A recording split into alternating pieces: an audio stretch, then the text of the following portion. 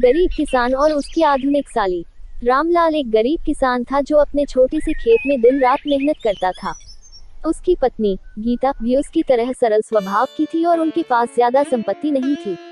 उनके घर की हालत साधारण थी, पर दोनों अपनी मेहनत से खुश रहते थे। एक दिन गीता की छोटी बहन रीना, जो शहर में पढ़ी लिखी और आधुनिक सोच वाली थी, उनके घर कुछ दिन के लिए रहने आई। रीना का रहन सहन और अंदाज बहुत अलग था, क्योंकि वह शहर की चमक धमक में पली बड़ी थी। उसने जैसे ही रामलाल के घर में कदम रखा, उसकी आंखों में घर की सादगी देखकर हल्की सी नाखुशी झलकने लगी। साली की शिकायतें शुरू। जैसे ही रीना घर में दाखिल हुई, उसने सबसे पहले चारों ओर नजर दौड़ाई और कहा, अरे दीदी, तुम्हारा घर तो बहुत पुराना लगता है। क्या तुम लोग कभी रंगाई पुताई नहीं करवाते? गीता ने मुस्कुराते हुए कहा, हमारे पास साधन कम है बहन, पर ये घर हमारे लिए बहुत प्यारा है। फिर रीना ने रसोई में जाकर देखा और बोली, दीदी, यहाँ कोई सही किचन सेटअप नहीं है, और ये बर्तन भी कितने पुराने हैं। शहर में तो लोग आधुनिक मशीनों का इस्तेमाल करते हैं, तुमने कभी सोचा नहीं इसे ठीक कराने का? गीता को थोड़ा अजीब लगा, लेकिन उसने शांत स्वर में जवाब दिया, हमारी जरूरतें कम हैं रीना, हम जो पास में हैं, उसी में खुश रहते हैं।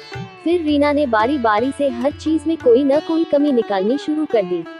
कभी घर के पुराने फर्नीचर को लेकर, तो कभी उनके छोटे से खेत को देखकर कहने लगी, भला इतने छोटे खेत में क्या होता होगा? दीदी, जीजाजी को शहर में काम करने के लिए कहो, वहाँ पैसे कमाने के और भी तरीके हैं। रामलाल की प्रतिक्रिया। रीना की बातों से रामलाल को भी थोड़ा दुख हुआ, पर उसने कुछ नहीं कहा।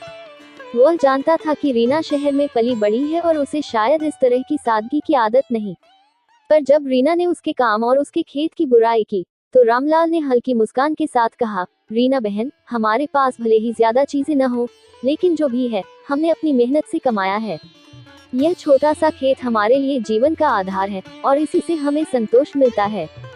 रीना को यह सुनकर थोड़ी हैरानी हुई, पर उसने तुरंत कुछ नहीं कहा। अंतिम मोड़। एक दिन रीना ने खेत पर जाकर देखा कि रामलाल और गीता कितनी मेहनत से काम कर रहे हैं।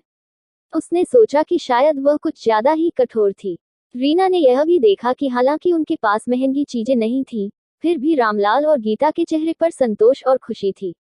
अगली सुबह रीना ने गीता से कहा, दीदी, मुझे लगता है कि मैं अब समझ रही हूँ कि असली खुशी सिर्फ बड़े घर या आधुनिक चीजों में नहीं होती। आपने और जीजाजी ने जो मेहनत और सादगी से जीवन जिया है, वह बहुत कीमती है। गीता ने रीना की बात सुनकर उसे गले लगा लिया और कहा, सुख चीजों में नहीं, दिल में होता है बहन। जो पास है, उसी में खुश रहना सीखना ही असली समृद्धि है।